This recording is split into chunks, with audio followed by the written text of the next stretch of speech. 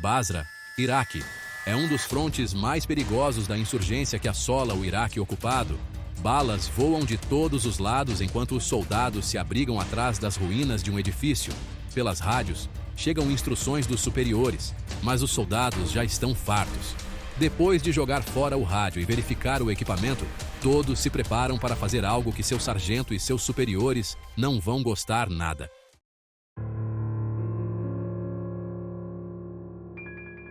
Basra tem se mantido relativamente estável após a invasão, mas todo esse progresso começou a ser minado por um influxo de insurgentes na cidade.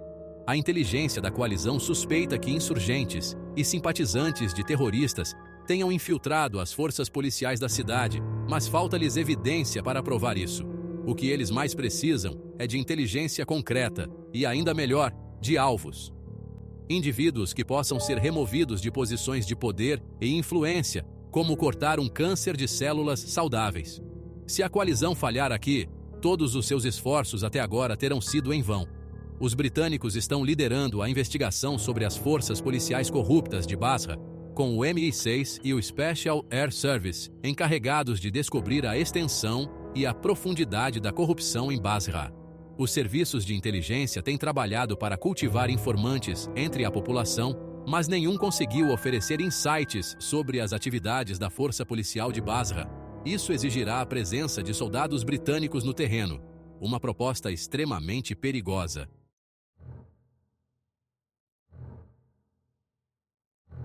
Embora as forças especiais americanas e britânicas incluam soldados de várias etnias, o contingente local do SAS não tem outra opção, a não ser enviar 2 soldados britânicos brancos disfarçados na cidade.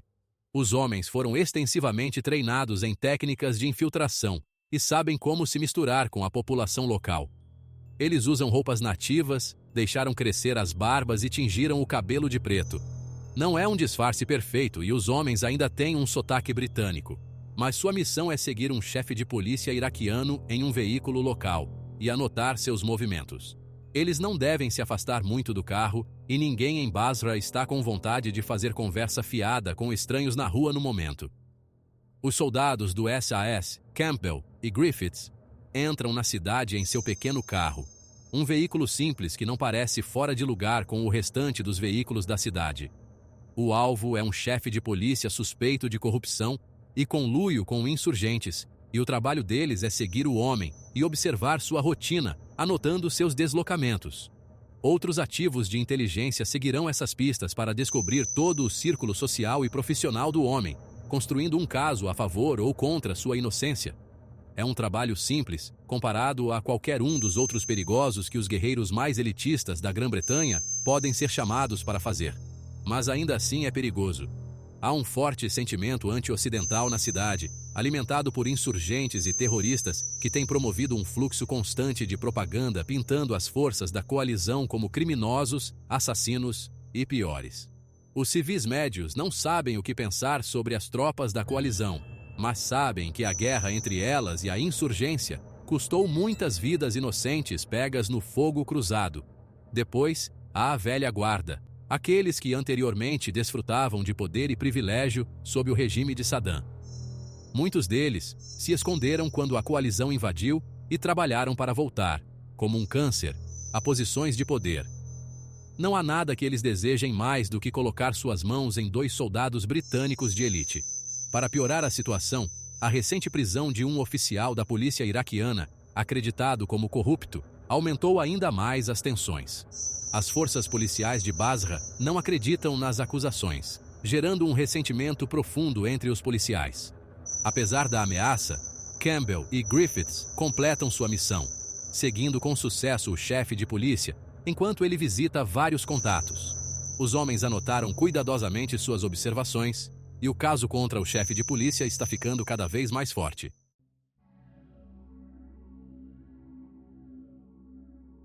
Mas, por enquanto, tudo o que os 2 homens precisam fazer é voltar para a segurança da base avançada da coalizão fora da cidade. Mas, para isso, eles devem passar por um dos muitos postos de controle estabelecidos, após uma série de ataques com dispositivos explosivos improvisados e outros ataques terroristas contra a população civil. Os policiais que estão no posto de controle ficam imediatamente suspeitos dos dois homens silenciosos ao entregarem suas identificações. Não é necessário um exame muito minucioso para perceber que os homens não são árabes, e a polícia começa a interrogá-los. Os soldados do SAS são forçados a confessar suas identidades, mas alegam ser contratantes britânicos visitando a cidade. Há algum debate entre os policiais, mas eles não estão acreditando na história. A conversa esquenta ainda mais. Um dos oficiais está agora apontando sua Kalashnikov para o carro. Dois policiais vão para cada lado do veículo e abrem as portas, tentando arrastar os homens para fora. Campbell e Griffiths não sabem se esses oficiais são corruptos, simpatizantes de terroristas ou simplesmente irritados com a enganação. O que eles sabem é que não podem correr o risco de qualquer maneira. Brandindo pistolas escondidas, os homens abrem fogo, matando um dos policiais e ferindo outros. O carro pequeno acelera enquanto os policiais começam a revidar e outros correm para os caminhões da polícia para dar perseguição.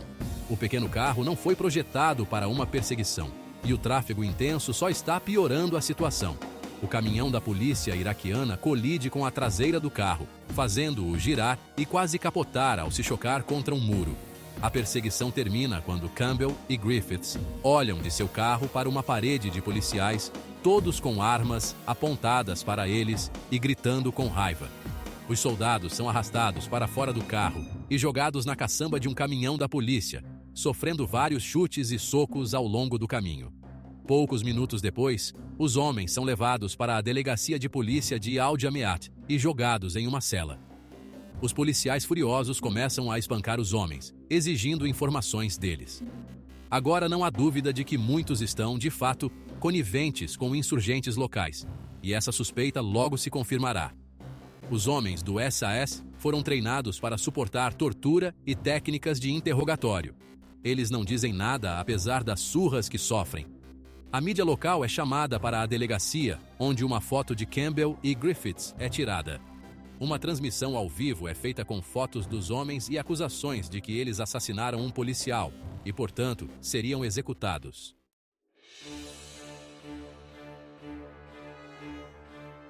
Em Bagdá, o grupo de suporte das forças especiais do SAS toma conhecimento da captura e revisa imagens dos homens espancados. Imediatamente, uma equipe de 20 homens do Esquadrão A, do 22º Regimento SAS, embarca em helicópteros com seu equipamento e parte para Basra.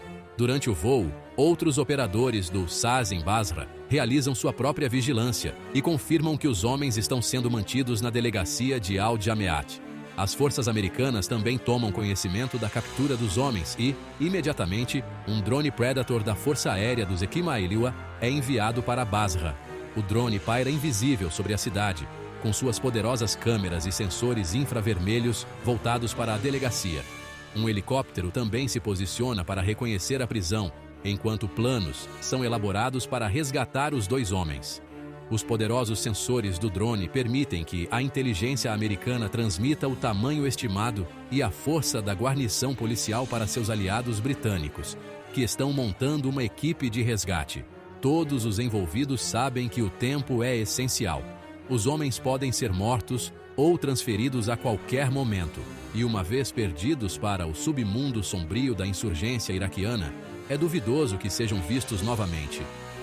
Já houve vídeos de contratantes ocidentais capturados sendo torturados e decapitados por grupos insurgentes.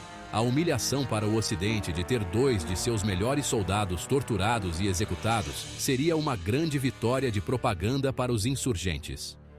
Para as forças britânicas e americanas próximas a Basra, é impensável perder 2 de seus próprios homens. Uma força de assalto composta por infantes a bordo de veículos blindados é montada. Um contingente totalmente britânico, enquanto os americanos fornecem apoio aéreo e reconhecimento aéreo. Como anjos da guarda que pairam, drones e aeronaves de combate dos EIQ-UNEWA estão prontos para apoiar seus aliados britânicos caso a situação se agrave. Sobre a prisão, o drone Predator, que observa a entrada e saída do complexo, está desenhando um quadro perturbador. Há temores reais de que a polícia corrupta tente mover os homens para fora e logo. A força montada apressadamente está pronta para agir, mas há apenas um problema. Eles não têm permissão para agir. A milhares de quilômetros, na Grã-Bretanha, os responsáveis pela tomada de decisões britânica estão tomando conhecimento da captura de 2 de seus soldados de elite. Todos sabem que seria um golpe de propaganda significativo para a insurgência, se os homens forem mortos. E ainda assim, a situação no Iraque está incrivelmente tensa. Qualquer incidente pode ameaçar transformar uma estabilidade relativa, ainda que frágil, em anarquia total. E a última coisa que líderes políticos e militares desejam é um incidente de alto perfil envolvendo tropas da coalizão e forças policiais iraquianas. Um desastre de relações públicas que poderia alimentar as chamas da insurgência em todo o país. É uma decisão difícil e horrível a ser tomada, mas um ataque à prisão para resgatar os homens simplesmente não é possível. A ordem é transmitida através do mundo até o comando local fora de Basra. Os membros da força de resgate ficam completamente surpresos ao ouvir que não têm permissão para ir buscar seus irmãos de armas. Em vez disso, foram ordenados a tentar uma abordagem mais diplomática.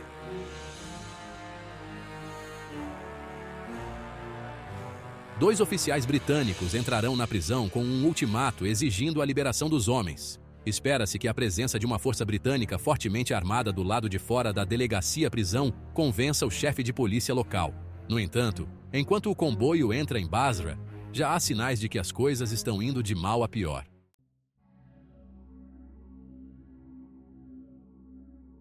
A transmissão de TV espalhou a notícia da captura dos soldados britânicos disfarçados como um incêndio em toda a cidade. Os moradores estão furiosos ao saber que os homens teriam assassinado um policial. Embora, naturalmente, não haja menção na notícia sobre a provável corrupção da polícia que tentou prender os homens em primeiro lugar. Quando o comboio chega ao complexo policial, uma multidão enfurecida já está esperando por eles. Apesar disso, os 2 oficiais britânicos saem de seus veículos blindados e entram no complexo para tentar negociar a rendição. A visão dos soldados armados piora ainda mais a situação. Um manifestante pega uma pedra e a lança contra um veículo blindado britânico, o Warrior IFV, que rebate sem causar danos. Como uma represa prestes a romper, aquele ato é o suficiente para abrir as comportas. Pedras começam a atingir as forças britânicas, que receberam ordens de não devolver fogo, a menos que sejam atacadas. Os homens suportam o ataque de pedras, com vários sendo feridos. A tensão aumenta. Entre a multidão pode haver um suicida ou insurgente, usando a massa de pessoas como cobertura antes de lançar um ataque surpresa que pode causar muitas mortes. Então vem o primeiro coquetel Molotov, atingindo o lado de um veículo blindado. Outros seguem rapidamente, e os britânicos se apressam para se proteger atrás de seus veículos para evitar o ataque. Um Warrior IFV começa a queimar, e mais soldados britânicos ficam feridos. A multidão é temporariamente afastada por rajadas de fogo automático sobre suas cabeças, mas mais pessoas se juntam à multidão a cada hora. No telhado da delegacia, a polícia iraquiana estabeleceu posições de metralhadoras, mirando para baixo nos britânicos. Acima, helicópteros começam a trazer reforços, e a força de assalto britânica logo conta com cerca de 600 homens. Dentro da delegacia, o Major James Woodham está tentando garantir a liberação dos soldados SAS. Ele foi autorizado a ver os homens, que mostram sinais de terem sido espancados, mas os iraquianos se recusam a soltá-los. Eles dizem que os homens devem ser julgados por assassinato, mas os britânicos sabem que será pouco mais do que um julgamento de fachada, com uma execução inevitável em seguida. Perto do aeroporto de Basra, onde as forças britânicas estabeleceram sua base, há um pedido para que um advogado que fale árabe seja enviado à prisão. A liderança britânica ainda busca uma solução diplomática, mas isso parece cada vez mais impossível. Mais cedo ou mais tarde, a polícia terá que agir, se não por outro motivo, para apaziguar a multidão enfurecida do lado de fora dos portões, que cresce a cada minuto. O comandante dos homens está pedindo ao comandante de campo britânico interino, brigadeiro John Lorimer, para autorizar um resgate. Mas Lorimer pode desobedecer a uma ordem direta para não tomar nenhuma ação violenta. No entanto, todos se lembram dos militantes iraquianos serrando a cabeça de um contratante americano 1 ano e meio antes. A Major Rabia Siddiqui, a especialista legal do exército britânico que fala árabe, chega à prisão. A multidão a insulta, até mesmo a espirra enquanto ela se dirige aos portões do complexo. A oficial britânica muçulmana é chamada de prostituta e coisas piores pelos homens furiosos, mas ela mantém sua compostura. Ao entrar na prisão, no entanto, ela nota os rostos de vários insurgentes conhecidos. Não há dúvida de que a situação está se tornando incrivelmente perigosa. O juiz iraquiano dentro da prisão, no entanto, se recusa a entregar os homens. Apesar de estarem protegidos por um acordo legal entre o governo iraquiano e as forças da coalizão, por uma hora, ela tenta negociar, mas sem sucesso. E então as coisas vão de mal a pior.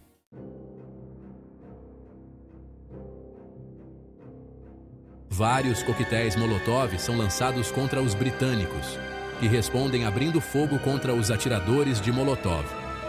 Vários homens são abatidos enquanto tentam incendiar veículos britânicos, e outros correm para arrastá-los para um lugar seguro. Isso apenas irrita ainda mais a multidão, e um grupo avança, conseguindo agarrar um dos soldados britânicos e espancá-lo até deixá-lo inconsciente. Ele está sendo arrastado por um grupo de homens quando seus companheiros vêm em seu socorro, abrindo fogo contra os sequestradores e matando-os. Outro Molotov cruza o céu e acerta em cheio a torre de um Warrior IFV. As chamas conseguem se infiltrar, forçando os homens a saírem apressadamente do veículo atingido enquanto tentam apagar as chamas. Milagrosamente, apesar de sofrerem queimaduras graves, nenhum deles morre. O mesmo não pode ser dito sobre a multidão que pressiona o ataque, já que os tiros de aviso se transformam em um tiroteio completo. A milhares de quilômetros de distância, a liderança britânica assiste à deterioração da situação através de uma transmissão ao vivo fornecida por um drone Predator americano. Apesar da violência fora da prisão, há esperança de que a Major Siddiqui consiga negociar uma liberação dentro da prisão. O problema é de importância nacional e muito maior do que a vida de apenas 2 soldados. Se sair a notícia de que policiais corruptos tentaram executar 2 soldados britânicos, a opinião pública pode se voltar dramaticamente contra a guerra, à medida que o público britânico perde toda a esperança de que as instituições iraquianas possam ser salvas. Isso minaria todo o esforço de reconstrução e deixaria o Iraque um refúgio para insurgentes e terroristas que assumiriam o controle após a retirada das forças da coalizão. Um ataque à prisão deve ser evitado a todo custo. Dentro do complexo policial, há boas notícias finalmente. O juiz iraquiano concordou em entregar os prisioneiros se os britânicos conseguissem uma carta assinada do governo nacional iraquiano autorizando sua liberação. Contatos britânicos com o governo iraquiano rapidamente transmitiram o pedido, e dentro de 1 hora foi aprovado. Há apenas um problema. O mensageiro que entrega a carta não consegue entrar na prisão devido à multidão. Através de uma entrada lateral, porém, os policiais permitiram que várias dezenas de insurgentes armados entrassem no complexo.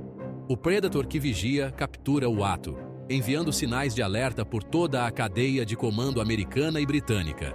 Dentro do complexo, milícias armadas invadem o escritório do juiz, que é forçado a ceder às suas exigências de que os homens sejam entregues a eles. A Major Siddiqui e um outro oficial britânico também serão feitos prisioneiros. O verdadeiro prêmio, porém, são os soldados SAS, e eles são arrastados para fora das celas. Os insurgentes temem que os britânicos lancem um ataque ao complexo. Então forçam os homens a vestir roupas locais para tentar ocultar sua identidade. Eles planejam retirá-los do complexo, bem debaixo do nariz dos drones e helicópteros que patrulham.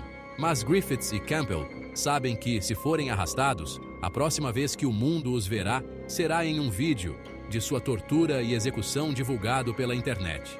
Enquanto são forçados a sair, os homens veem uma chance de tentar sinalizar os ativos aéreos e começam a lutar com seus capturadores. Eles são rapidamente dominados e arrastados para o porta-malas de 2 carros à espera antes de serem jogados dentro, mas a briga alerta os ativos de vigilância. Apesar de não ter uma identificação clara dos 2 soldados, a inteligência da coalizão imediatamente suspeita que os homens embrulhados são Campbell e Griffiths.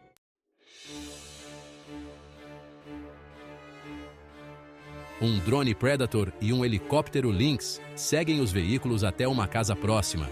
E, enquanto isso, a força SAS de Bagdá, que chegou 1 hora atrás, começa a se posicionar a algumas quadras de distância. Exatamente como o que acontece a seguir foi iniciado e por quem permanece desconhecido, mas mais tarde, o governo britânico alegaria ter autorizado uma incursão após o fato. Alguém local, no entanto, sabia do perigo que Campbell e Griffiths estavam enfrentando e desobedeceu ordens diretas para emitir um único comando: avançar. Imediatamente, veículos de combate de infantaria Warrior e tanques Challenger abrem caminho pela multidão e colidem com as paredes do complexo. Os tiros de metralhadora ricocheteiam inofensivamente em sua espessa blindagem, enquanto os Challengers rompem a parede de concreto e fazem buracos para a implantação da infantaria. Um intenso tiroteio começa, mas as forças britânicas dominam as defesas externas enquanto avançam pelo pátio em direção ao edifício principal. A partir de posições escondidas a várias quadras de distância, atiradores de elite eliminam os metralhadores no telhado do prédio, silenciando seu fogo para sempre.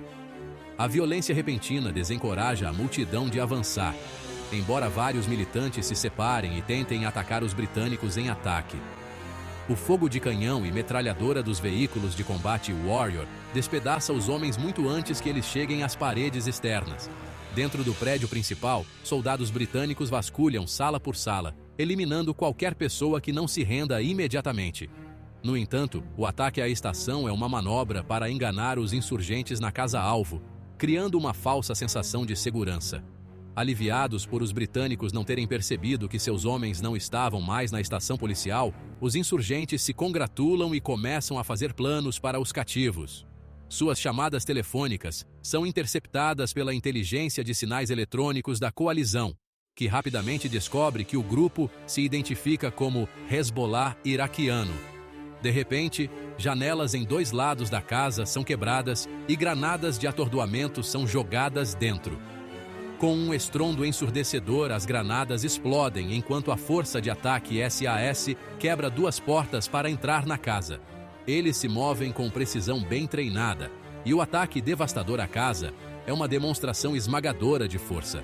No entanto, eles ficam surpresos ao descobrir que não há ninguém em casa. Os insurgentes desapareceram misteriosamente, saindo pela outra entrada logo antes de a força de ataque se reunir do lado de fora. Os homens provavelmente acreditavam que seu prêmio estava seguro e saíram para colocar outros planos em movimento, apenas para desaparecer na noite ao perceberem que sua casa segura estava sendo invadida.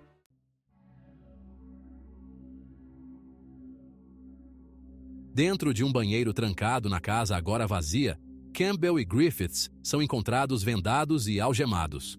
A operação de resgate ocorre sem problemas, e os 2 homens do SAS são resgatados com segurança.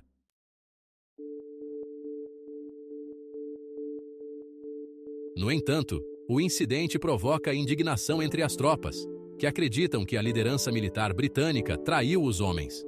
Tentando equilibrar o resgate dos 2 soldados contra a possibilidade de provocar um desastre nacional em todo o Iraque, a alta liderança militar britânica mantém sua decisão de tentar a diplomacia. E ainda assim, nenhuma acusação de insubordinação é levantada contra os comandantes presentes que participaram da incursão não autorizada.